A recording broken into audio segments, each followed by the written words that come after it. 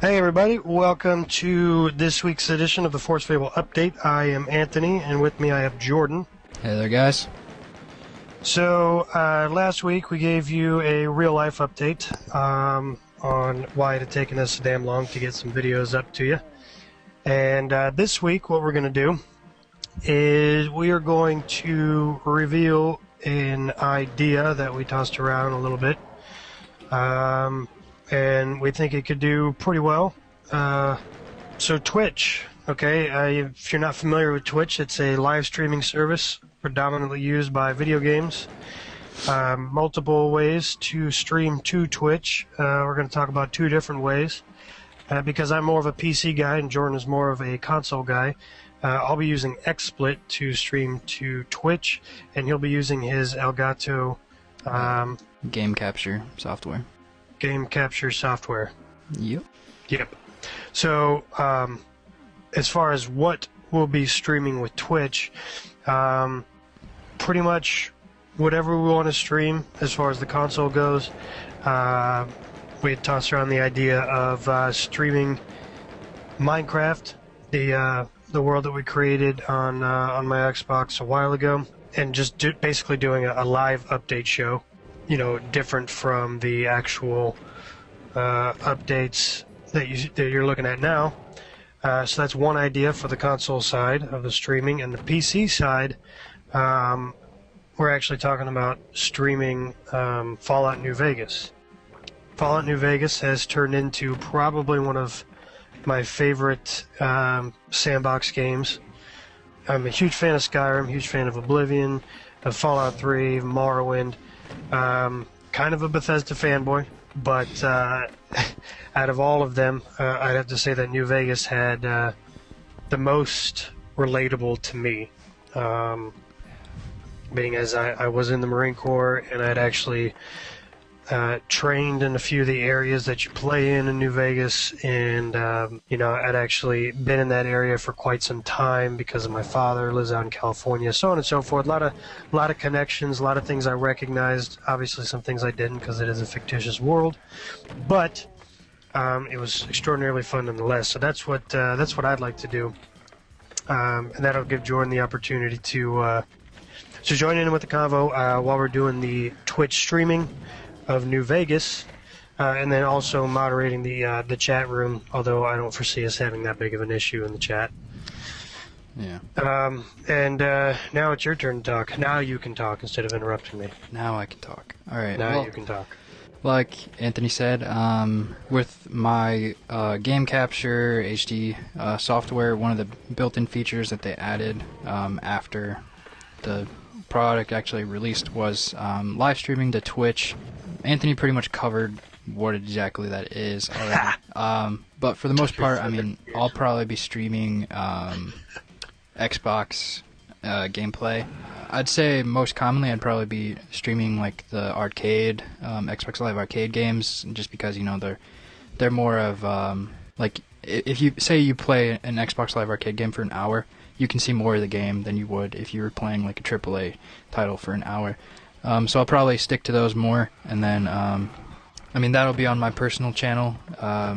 So if, you know, my viewers want to see something specific, then probably leave that as a comment or something on my personal YouTube channel, Jorboogie93. But outside of that, you know, this has just been an idea that I pretty recently tossed around with Anthony, so I don't have the specifics for my side laid out quite so well, but yeah, look forward to that in the near future.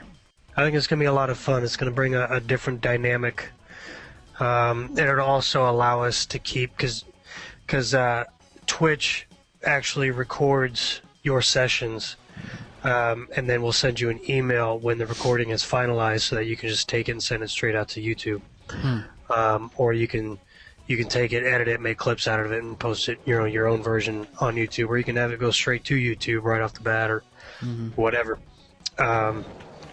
So I think it'll be a lot more fun, a lot more practical to make content for you guys, for our viewers. If part of what we do was done live, then we can take that, edit it, you know, to get all the boring ums and uhs and like I've been doing the past 10 minutes now. Damn it. Did it again. To take those videos, place them on YouTube, so if you missed the live stream, you can still see, you know, the best parts, or at least what Jordan thinks are the best parts. They may not be all that funny, but they'd be able to put it on YouTube, so you guys would be able to see it whenever we are ready to post to Twitch or anything like that. I'm sure we'll drop a little 30-second clip on YouTube, or we'll send a tweet out, or whichever way you guys follow us, we'll try to send out mass communication so you guys know that we are streaming on Twitch. Not going to say when that's going to start. Jordan still has to get the fine-tuning done around his. I have a pretty good idea of how to do it. I've attempted to stream Skyrim a couple times. I've got to play with the XSplit settings. So, would you say that our live updates would probably be like more recent games, whereas like the pre-recorded updates would probably be the more retro, like we've been doing? I'd say that's a fair assumption. The retro gaming with the pre-recorded stuff is really just as that background, something for your eyes to stay focused on, so that you know, you can actually feel like you're a part of the conversation that Jordan and I are having. So, but as far as streaming, I think you're right, Jordan. I think it'd be best to have, you know, double or triple A titles, something that a lot of people will know, a lot of the newer generation, or, you know, just those that prefer newer games over older ones. And we're actually going to be expanding the pre-recorded stuff so that it's not just, you know, first-person shooters. We're going to be throwing some Commander Keen in there. We're going to be doing not necessarily old school, but still old to a lot of people.